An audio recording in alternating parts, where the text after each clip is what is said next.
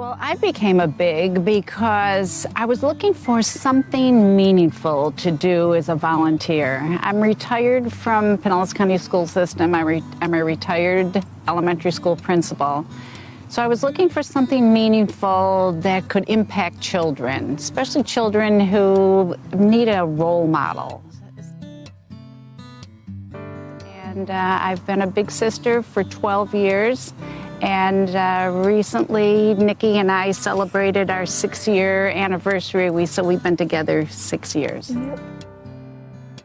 I was referred to Big Brothers Big Sisters by my school counselor when I was in 5th grade. And it was through them that it was just determined that I could use a mentor, someone in my life that could just be a good role model for me, especially with my studies and in my social life and just in a lot of the areas that, you know, someone needs a good role model. I didn't have a mom growing up that much. My mom was actually an alcoholic, so she was kind of absent in my life for a lot of the time growing up.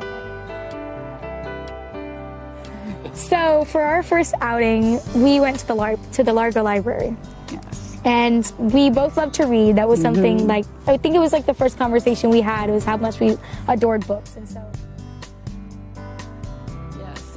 And she thought she could only check out 1 or 2 books. And so she says, do you think I can check out 2? And I said, well, let's go and ask. And so we asked and they said, oh, what did they say, 50 or something? 50, I think it was books. 50. And Nikki's eyes got so big and she said, let's go back. Connection strengthening definitely around the time that I came into foster care. As she said, it was in 2014. I think it was about a year and a half into our match when all of that happened. One of the ways that Nikki opened up is by writing. She's just a prolific writer, and she found comfort in writing a lot of her emotions. Because you were frustrated or you were angry at different aspects of the system or certain people in your life that had disappointed you. Nikki wrote, and she shared a lot of that with me. Carolyn, especially moving around from group home to foster home to foster home, she remained my one consistency. You know, in a world of upheaval, when you go to bed not knowing if you're going to wake up and have to pack your stuff or find your stuff already packed for you and just, you know, move to another place and, you know, with a bunch of people you don't know, she was my one grounding. You know? I could see she kept her emotions, her feelings very tight.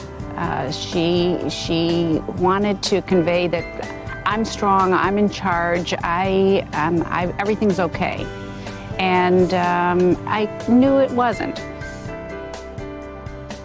There's a lightheartedness to getting together with her all the time, you know? Like there's always a memory and a tradition that we can share. And I think that that's probably one of the most valuable things you've taught me is how to be thankful and definitely how to smile. Yeah.